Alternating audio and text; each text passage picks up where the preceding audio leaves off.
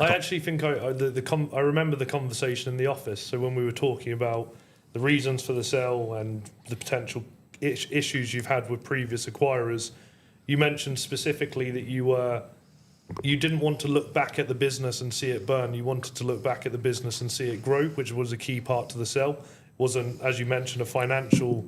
Well, of course, financials were involved, but a big part of it was looking back at something that you put blood, sweat and tears into to build up, and you want to look at it and take it to the next level with a bigger entity, and it puts us all on the map because we will be the largest license-wise, hopefully, in our industry, and there's hopefully a couple more coming through as well.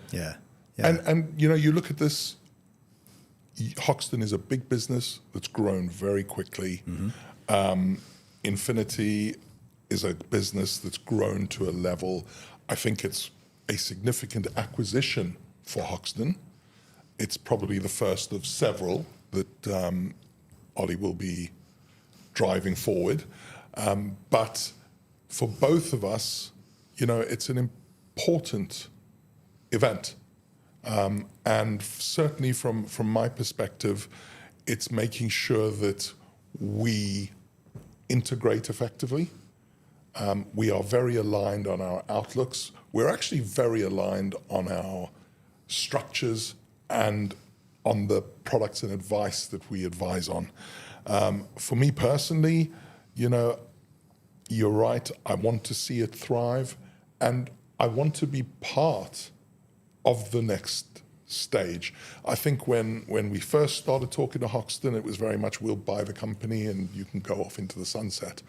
And it just filled me with dread. Not because I wouldn't be happy to just go off into the sunset, but because I knew that the potential of success fell drastically with the loss of Ben and I as part of the leadership team of the future, because we've been there for 20 years and people feel comfortable with us. You understand the culture. You understand the cultures of those different countries that we do not understand.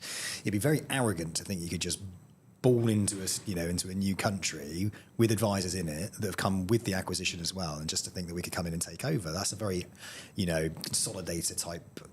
It's dangerous. It's dangerous. Yeah, you're going to destroy it. You're going to destroy it. So it's integral that you stay. It's integral that everybody stays in place, and there isn't a great deal of change. What there needs to be is positive change. There needs to be things coming that are adding value. And what I'd love to understand is, so our listeners can understand as well, what are those positive changes that you see coming in? What is it from Hoxton that makes you go, wow, that's going to add some serious value to our business, and I know that's going to help it grow?